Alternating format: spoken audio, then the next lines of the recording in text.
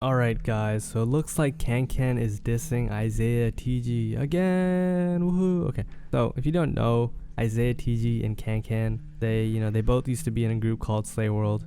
This little group, I'm not sure if you've heard of it or not, but they had, I guess, what you could call a falling out, and they're not really on good terms anymore, or at least, it's like a little shaky, and both of them are kind of like, But recently, Kankan said something, had everyone going like, what? Dang, why is he dissing Izaya? So here's what he said, and this just randomly popped up on Twitter. Kankan said, Izaya is the most annoying, fudging guy ever. Like, bro, just put a water gun, and I can't even say the rest, but he said, you're a fake SGP. Immediately, everyone was like, what is he talking about? Why is he dissing Izaya Tiji? Someone said, who literally has Kankan as his profile picture, said, Kankan is a horrible person, bruh.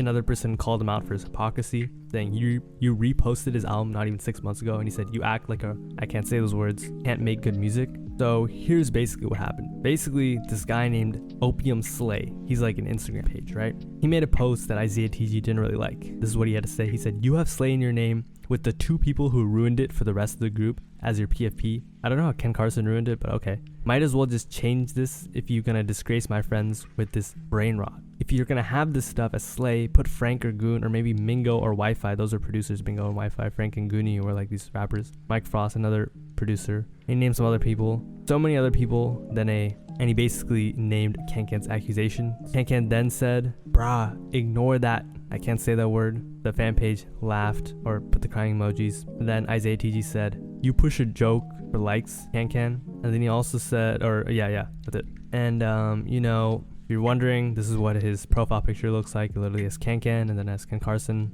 Another Izaya Tiji fan page said, he's gonna act like Summers doesn't literally do this. Basically, Kankan tweeted saying, Izaya be up having thoughts reminiscing about them Slay days, like, bro, grow up, it's 2024. We not kids anymore, no one cares. He mentions us every week as well for the past year or two. Okay, so let's have some backstory. So in an interview Izaya Tiji did with a blog called No Bells, he basically says, or he was asked about Slay World, and basically he explained that he was initially in the group, but then Kankan was like begging to join the group or to join the group chat because they were going up.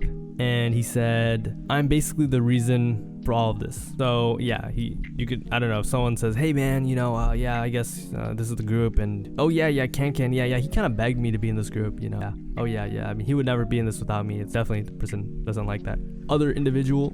I guess Izaya Tiji was the group leader. I'm just kidding. But Play World, the group originally was just a group chat with a ton of people. Some of them weren't even in the actual group Slay. It was founded by a guy named Kane, and there's like this whole backstory to it. But you just gotta know that Izaya Tiji was the guy who let Kankan in, so there is something there. But let's just talk about the whole situation in general. All right, basically Kankan and Izaya Tiji, they've been beefing and not beefing and then beefing and not beefing for I think like 2 or 3 times by now. It's pretty clear these guys do not like each other. Izaya Tiji definitely does not like him, but here's where it gets really weird. Izaya is still friends with Frank's last day. He's still friends with Goonie. He's still friends with a lot of the producers. Cool with them. And I think Goonie is cool with Kankan. He definitely is cool with Kankan. They're like really tight. But at the same time, Goonie and Izaya Tiji are also cool.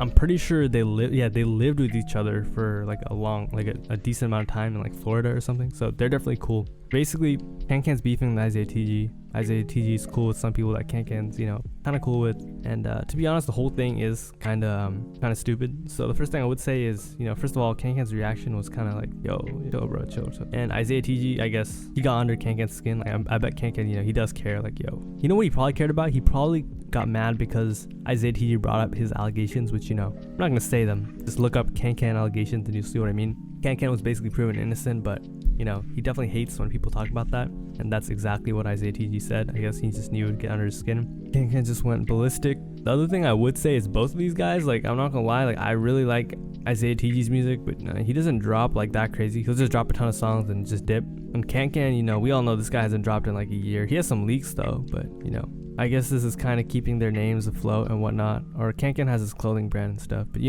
both of them are just kind of doing what they're doing whatever.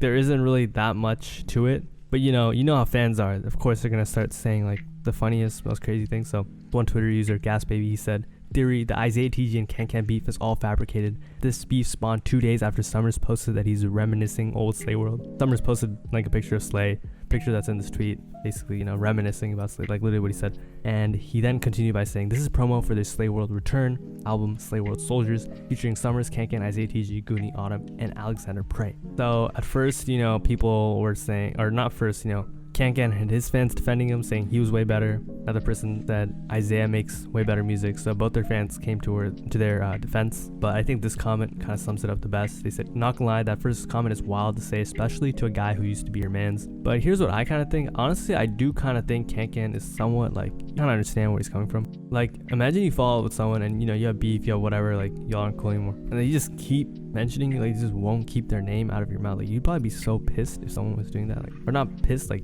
you'd be pissed if they're saying stuff like this and they had a platform and they were able to do. You would probably be like, "Damn, bro, what the hell? Like, no way, whatever." But I will say this though, I definitely saw more Izaya praise than Kankan praise. Maybe because Kankan went so hard on him, but like, for example, there's some comments here. "He's still everyone in the underground's dad. Kankan ain't done a fraction of what he did." Another person said, "LMA, you accidentally reconnected the two. I haven't seen them mention each other in a minute." He's spinning facts though. Izaya is but his music is good. Another person said, "Why can't they just hug it out?" And the Instagram page that did it all was like, "What did I start? Oh my god." And yeah, shout out to him. So I would say this too, like, there definitely was a lot of like Izaya TG hate too. I'm not gonna lie, what I got from this whole thing is like a lot of people don't like either of them, you know? Because the amount of hate Kankan got and Izaya TG got was pretty much the same thing. Or not the same, like Kankan was more, but you know, they both got a decent amount of hate. Another thing is I think Izaya TG doesn't care anymore, because right after he started promoting his like SpongeBob like alternate ego or like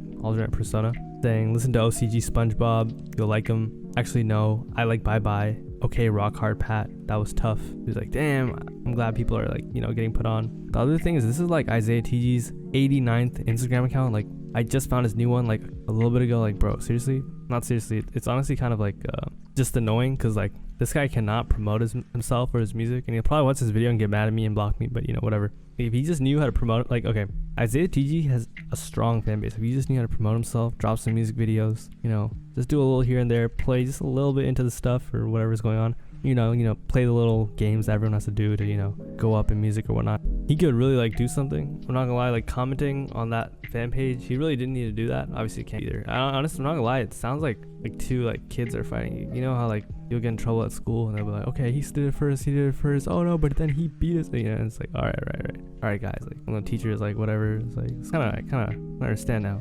Dang, took Izaya TG and Kankan beefing to make me understand how basic disagreements. Okay, I'm just joking, but you know, you get the whole point, right? Could have been totally avoided. But anyways, thanks for watching. Have a nice day, and see you next time. You know.